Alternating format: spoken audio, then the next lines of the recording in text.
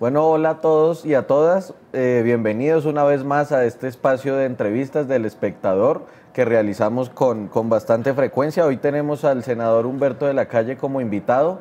Vamos a estar hablando sobre su proyecto de ley estatutaria de la muerte médicamente asistida.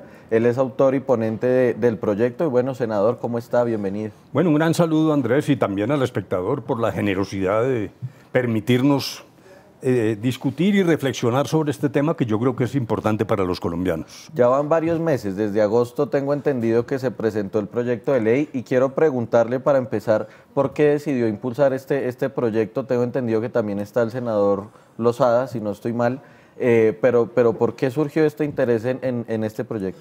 Bueno, dijéramos, primero por convicción, el marco general de esto es el derecho fundamental a la muerte digna. Ese es un derecho fundamental reconocido desde 1997 por la Corte Constitucional. Pero la misma Corte es la que ha dicho, una cosa es la existencia del derecho y otra la reglamentación, falta de reglamentación, requisitos, etcétera, lo cual ha generado mucha resistencia en muchos casos de personas que toman libremente la decisión de adelantar su muerte en ejercicio de ese derecho y se les dificulta. Recuerde el caricaturista Matador, por ejemplo. Ese es uno de los casos que muestra las dificultades en la práctica. ¿Qué ha pasado? Que la Corte le ha pedido al Congreso, ha exhortado al Congreso alrededor de 14 veces para que dicte un estatuto completo que desarrolle ese derecho, y el Congreso no lo ha logrado. Hay dificultades, ahora podemos hablar de la situación en este momento. Luego ha abierto un espacio para que sea la Corte la que en casos individuales, dijéramos, impulse la aplicación de ese derecho para quien quiere acogerse a él. Pero eso no es suficiente porque la reglamentación completa falta, y tomando en consideración ese vacío y dijéramos con fundamento en derechos extraordinariamente importantes para cualquier colombiano, la dignidad humana, el libre desarrollo de la personalidad, la libertad y la consideración de que la vida que está garantizada por el Estado es la vida digna. Aquí hay un problema de dignidad. Entonces, retomando experiencias anteriores, hemos elaborado este proyecto que no solo obedece, dijéramos, a mis posiciones, sino que recoge pues toda esa tradición, como le digo, de muchos proyectos anteriores, y también de la academia, de las universidades, de las organizaciones médicas. Hemos hecho, dijéramos, un barrido en audiencias públicas muy importantes, donde se pronuncian los interesados. También hay opositores, y ahora podemos hablar de eso, que simplemente nos han permitido acopiar una serie de propuestas para que el Congreso por fin le dé vía libre a un derecho, y perdóname que subraye nuevamente, es un derecho que existe, porque la Corte lo ha declarado así, pero que le ponen trabas y dificultades por falta de mayor reglamentación. Senador, me parece que es importante que aclaremos un poco por qué llamarlo muerte médicamente asistida, por qué no se habla de eutanasia, por ejemplo. Es una pregunta muy importante. Primero, para quienes nos siguen, miremos el concepto. Dijéramos, la sombrilla es lo que se llama muerte digna. Es decir, uno tiene derecho a morir dignamente porque la vida protegida es la vida digna, y esa es una decisión que corresponde al libre albedrío de las personas. ¿Quién puede juzgar si su vida es digna?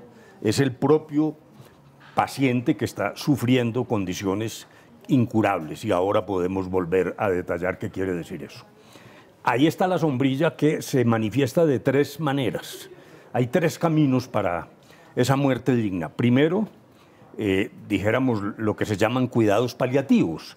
Personas que dicen, yo no quiero que me apliquen oxígeno, que me revivan, que me den antibióticos, simplemente quítenme el dolor, y yo busco la muerte porque mi plan de vida digna ha fracasado a través de ese camino. El otro es lo que se llama desconectar, es decir, se toma la decisión de no seguir soportando la vida de manera mecánica o artificial a base de aparatos, respiradores y tal. Y el tercer camino es este, que dijéramos es el de mayor discusión, porque en la muerte médicamente asistida, la persona que sufre dolores incurables, que sufre una situación de salud irreversible, tiene derecho a decir, yo creo que ha llegado el momento de adelantar mi muerte, y autoriza a los médicos a través de un procedimiento que ahora podemos ver para que aquí sí de manera activa se provean medicamentos o sustancias que le permitan asumir su muerte en el momento en que él de manera voluntaria toma la decisión. Esos son los tres caminos. Preferimos el nombre de muerte médicamente asistida, ¿por qué? Primero porque eutanasia en sí misma es una palabra inocente, en el sentido de que lo que quiere decir es buena muerte. Tan inocente que yo recuerdo cuando estábamos en el colegio que había cuando uno rezaba el rosario y tal, se hablaba, dame una buena muerte. Esa es la derivación del griego de esa palabra, pero esa palabra se fue contaminando. Primero porque la han estigmatizado, y segundo porque en la Alemania nazi surgió una cosa que se llamó eugenesia, que era la manera de cegar la vida de los discapacitados, de los niños que tenían problemas o de personas de una raza distinta. Y claro, esa confusión es inaceptable, porque en la muerte médicamente asistida estamos funcionando fundamentalmente sobre la base de la libertad y del consentimiento indiscutible. Entonces, para evitar contaminaciones del lenguaje, hemos llamado muerte médicamente asistida, pero es el derecho que es de vieja data de acortar su vida cuando se dan estas condiciones médicas que estoy describiendo. Hace unas semanas en el externado, Yesid Reyes organizó un conversatorio en el que estuvo Paloma Valencia, que es una de las opositoras, si mal no entiendo, y el padre Carlos Novoa, jesuita, que también creo que era jesuita, y él en una parte dice lo siguiente, permítanme un segundo, él dice, prolongar una existencia sin calidad de vida no es ético. Y este tema de la muerte médicamente asistida, precisamente uno de sus problemas es que pues, presenta un problema ético, valga la redundancia. Y quiero hablar de ese punto, sobre todo porque usted insiste mucho en una muerte digna, en la dignidad de la muerte. Hablemos de eso un poquito también. Sí, en efecto, en ese foro estuvo el padre Novoa con posiciones extraordinariamente interesantes, obviamente dentro de su concepción religiosa. Antes incluso habíamos tenido otro foro con él mismo sobre el tema del aborto, donde se pudo hacer una discusión bastante franca. Y la senadora Paloma Valencia se opone a ciertas cosas, aun cuando en la comisión, donde ya logramos aprobarlo, pues se lograron acercamientos, dijéramos, con la visión de la senadora Valencia. Ahora, el concepto básico, que es el de dignidad, permea toda la Constitución. ¿Y en qué nos estamos basando? Primero, en que esa dignidad no puede ser medida por terceros. Supóngase que yo esté paralizado, cuadraplégico. Hay personas que conviven con eso y dicen, no, yo no me quiero morir. Están en su derecho. Aquí no estamos hablando de nada obligatorio. A veces es una tontería, pero hay que repetirlo. Pues el que no quiere no lo hace. Pero también puede haber una persona que diga, mi plan de vida en esta situación ha fracasado, yo ya no tengo un papel que jugar. Eso no lo puede resolver sino quien está sufriendo los padecimientos. Una cosa muy importante, no estamos hablando de suicidio asistido, no, porque el suicidio sí es una decisión de una persona que puede estar sana y dice, yo ya no quiero vivir más. Ese es un problema diferente, bastante complejo. Aquí se exigen unas condiciones, como le digo, es enfermedad incurable, dolor insoportable. Una innovación de la Corte Constitucional reciente, que es importante, es que en el año 97 se hablaba del enfermo terminal. Eso ya desapareció por una última sentencia de la Corte. Puede no ser una enfermedad terminal, basta con que rompa el plan de vida en términos de dignidad, porque es insuperable, porque no se puede curar, porque el dolor es insoportable. Luego, aun cuando no sea terminal, pongamos nuevamente el caso del tetrapléjico, puede que no tenga una inminencia de muerte, pero juzga él mismo, a través de procedimientos que verifiquen el consentimiento, pues que está en su derecho de pedir médicamente asistencia para morir. Esa es, dijéramos, la clave de lo que estamos tratando de desarrollar, porque no es de implantar, insisto, el derecho existe en Colombia a partir del 97 por decisión de la Corte, pero como muchos colombianos lo han visto, hay todo tipo de trabas, hay objeciones. Ahora, si quieres, podemos hablar de la objeción de conciencia del médico, que la respetamos y la trabajamos de manera muy cuidadosa. Yo me acuerdo que ese día Paloma Valencia, por ejemplo, mencionó, y ahí yo estuve de acuerdo, por ejemplo, un caso de una persona que tiene algún trastorno de salud mental, por ejemplo. Entonces, una persona que sufre de depresión y dice, yo ya no quiero vivir más, que claro, ahí ya empezamos a pensar en si es suicidio, si puede... ¿Cómo se piensa en este tipo de casos? Y lo pregunto sobre todo por ese concepto de la enfermedad y cómo desde ahí se empieza a abrir o a cerrar el espectro de las personas que quieren una muerte médicamente asistida. Sí, dijéramos, ese es un ejemplo muy interesante de cómo, de todos modos, aquí hay unos dilemas morales y nosotros como autores estamos respetando plenamente esa libertad. No se trata de inducir la muerte y de examinar cuáles son las características concretas. Entonces, la realidad muestra variantes, usted lo ha dicho muy bien. Puse el ejemplo del tetrapléjico incurable, ese es un ejemplo que puede ser más entendible para algunas personas. Bueno, está el otro caso, el de quien está ya en situación vegetativa, que no va a regresar a la vida consciente. Casos donde también para muchas personas puede ser más fácil aceptar una solución de esta naturaleza.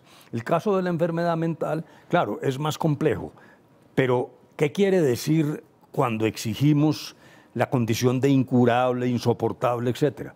Que el que tiene una depresión no tiene calificación para, simplemente la depresión no tiene calificación, no tiene habilitación para pedir este derecho. Primero porque, aun cuando es un padecimiento muy grave, no tiene ese carácter dramático de algo incurable. Además es tratable, incluso desde el punto de vista farmacológico o psicoterapéutico. Entonces, ¿quién decide esto? Esa pregunta nos lleva a preguntarnos, y por lo tanto hay un procedimiento y una estructuración cuidadosa. Lo primero es que el enfermo le manifiesta a su médico o cuando está en una clínica, a quien lo está atendiendo, le manifiesta su voluntad de anticipar su muerte. Esto se consigna de inmediato en la historia clínica y las IPS, las instituciones prestadoras de salud, tienen la obligación de tener equipos para tomar la decisión final, que estarán compuestos por un abogado, ojalá experto en bioética, por un especialista en la patología que no sea el médico tratante, sino un médico ajeno, especialista, y en tercer lugar, un psiquiatra o psicólogo que pueda verificar las características del consentimiento. A partir de allí, la persona manifiesta su consentimiento delante de este comité científico, tiene que repetir su consentimiento. Por ejemplo, en el caso de la depresión, puede ser que a los 8 días ya diga, no, yo sí estoy deprimido y aburrido, pero tal vez no me quiero morir. Luego, aquí hay una reiteración necesaria y una valoración. Allí es donde surgen algunos temas como la objeción de conciencia. El médico tratante puede decirle al paciente, usted me pide la muerte médicamente asistida, pero yo objeto porque mi conciencia me lo impide. Yo creo que yo como médico tengo que luchar contra la muerte siempre y que solo el destino o Dios toma esas decisiones y no yo. Lo que la ley dice es que en ese caso la IPS tiene que someter esto a un médico que no haya objetado conciencia, pero se respeta absolutamente la decisión del médico de decir yo no participo de este procedimiento. Luego, para resumir, en ese caso concreto, hay otros también muy dramáticos, pero para ir tocando tema por tema, dijéramos, el de la enfermedad mental tiene que ser incurable, con padecimientos extraordinarios, dijéramos, una psicosis profunda, unas circunstancias que priven de cualquier posibilidad de vida razonable y que sea incurable, que son menos los casos de enfermedad mental y más los casos de accidentes o de cáncer o de vida vegetativa, ¿no? Quería preguntarle por otro punto que se mencionó ese día y es el caso de un niño. ¿Cómo empieza ahí a tratarse el tema de la muerte médicamente asistida cuando un padre o el acudiente, pues, o el responsable de ese menor de edad considera que él puede asistir a ese derecho? ¿Y cómo empieza ahí a jugar también, pues, la posición de él como menor de edad? Bueno, ese es el escalón mayor, diría yo, el clímax de la situación dramática y de los dilemas que esto enfrenta.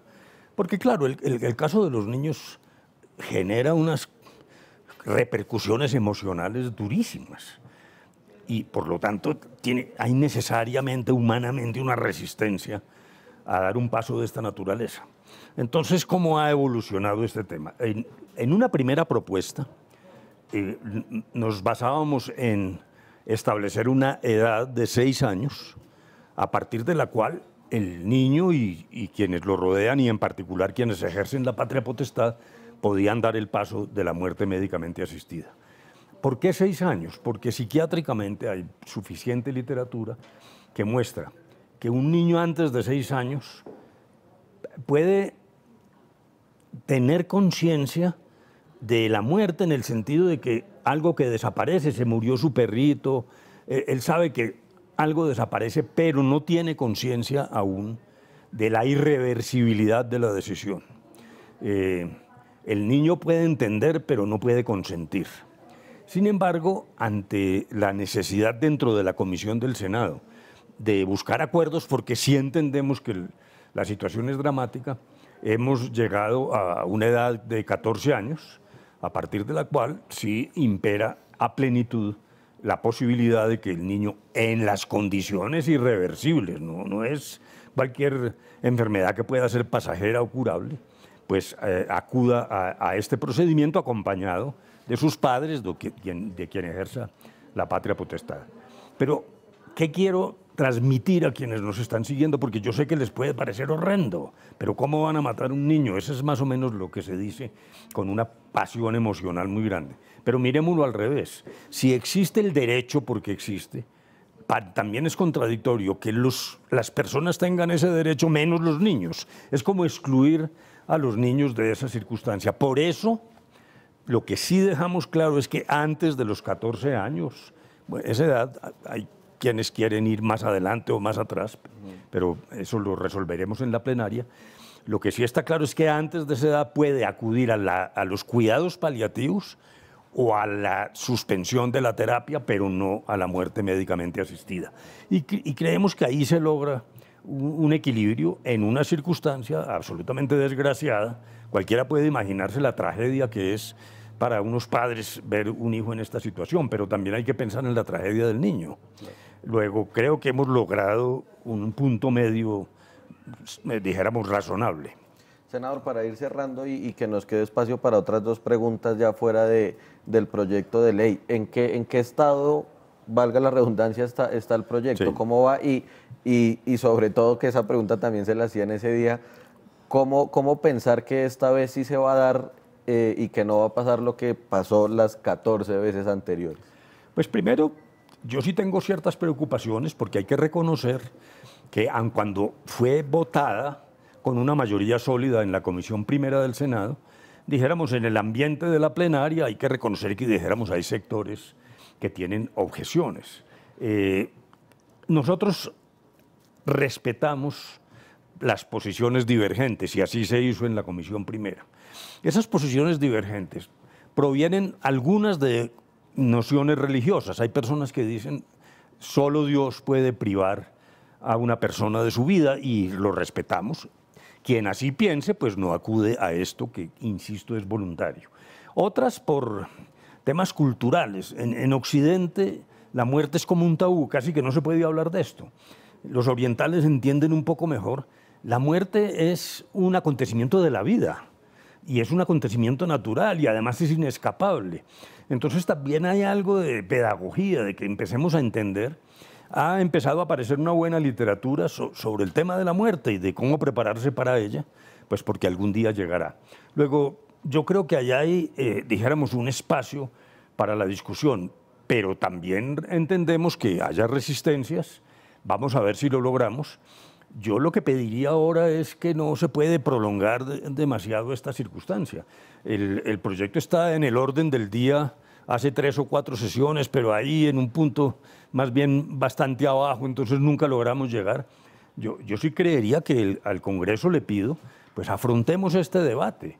Nosotros creemos tener argumentos, respetamos los argumentos en contra, pero no podemos dejar esto en vilo. Y además es una ley estatutaria, luego dijéramos hay unos tiempos que debemos cumplir. Yo confío en que logremos salir adelante, pero no puedo garantizarlo tampoco.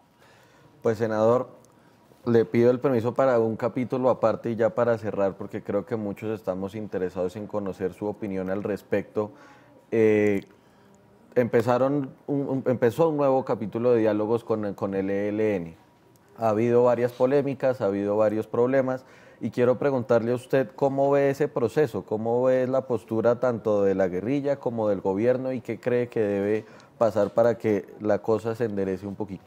Pues dijéramos hasta ahora lo que ha salido como mensaje del ELN pues es extraordinariamente preocupante. Particularmente hay 2 temas. Uno, el de la entrega de armas o dejación de armas. Dijéramos que no es posible para Colombia lo que pudiera llamarse la paz armada, una especie de armisticio. Yo quiero contarle a quienes nos siguen que inicialmente la primera postura de las FARC en La Habana era: nosotros no usaremos las armas si hay acuerdo, pero tampoco las entregaremos. Finalmente esto se pudo arreglar, particularmente cuando ya las FARC se moviliza, llegan las zonas de concentración, 8.000 y pico de armas se destruyeron, absolutamente registradas por Naciones Unidas. Luego, yo sí creo que es una cosa fundamental frente al ELN definir con claridad que el propósito de estas conversaciones es ponerle fin a ese conflicto. No puede haber una circunstancia, repito, de lo que pudiéramos llamar paz armada. Ahora, en la agenda que se convino, en el caso de las FARC era categórica la expresión fin del conflicto, dejación de armas. Incluso la palabra que usamos fue dejación, pues para evitar, dijéramos, confrontaciones semánticas. La agenda pactada con el ELN es difusa. Allí lo que el ELN dice es: si hay acuerdo, examinaremos, etcétera, con unos subterfugios que a mí me parece que no son convenientes para Colombia. Pero también dijéramos, hay que tener un poco de espacio para permitir que el gobierno defina esto, pero debe definirlo, y yo creo que rápidamente, porque unas conversaciones con el interrogante de que puede que no haya entrega de armas sí me parece que son muy nocivas para Colombia. El segundo tema, que es el del secuestro, a mí ese sí me parece con mayor razón que es irrevocable. ¿Por qué? En el caso de las negociaciones con las FARC no tenían secuestrados cuando empezamos las conversaciones. Hay gente que se le olvida eso. Entre otras cosas, recuerde que secuestraron a poco andar al general Alzate, pero se entregó inmediatamente. Las FARC incluso, eso fue un poco misterioso, pero casi que fue secuestrado de manera accidental por circunstancias que nunca fueron totalmente aclaradas. Pero las FARC reaccionaron llamando a la Cruz Roja para entregarlo. Luego, me parece que discutir con secuestrados simultáneamente es muy complicado. Lo que sí creo que el gobierno tiene razón, como se discutió hace poquito en el Senado, en que debe ir, como en efecto fue, porque hubo una proposición de algún miembro del Partido Liberal diciendo no, que no vayan a hablar mientras no los entreguen. No, me parece que eso genera un problema también ético, porque esa posición lo que hace es menoscabar los derechos de las víctimas, que allá hicieron presencia los familiares, a rogar que se estableciera un espacio para la liberación. O sea que en esto sí creo que el gobierno tiene razones. Ir a México, pero tiene que discutir el tema del secuestro, porque sí sería insoportable para la sociedad colombiana continuar indefinidamente unas conversaciones cuando hay personas secuestradas en poder del ELN. Pues, senador, no quería pasar por alto su opinión y su consejo frente a este proceso de paz, precisamente teniendo en cuenta su experiencia como jefe negociador en los diálogos de paz con las FARC. Muchas gracias por aceptar la invitación en este espacio de entrevistas del Espectador y gracias a las personas que nos estuvieron viendo en las redes sociales y bueno, los esperamos y los invitamos a que sigan pendientes de todo el contenido que publicamos en el periódico. Hasta pronto. Bueno, gracias Andrés y gracias al Espectador y a quienes nos han seguido.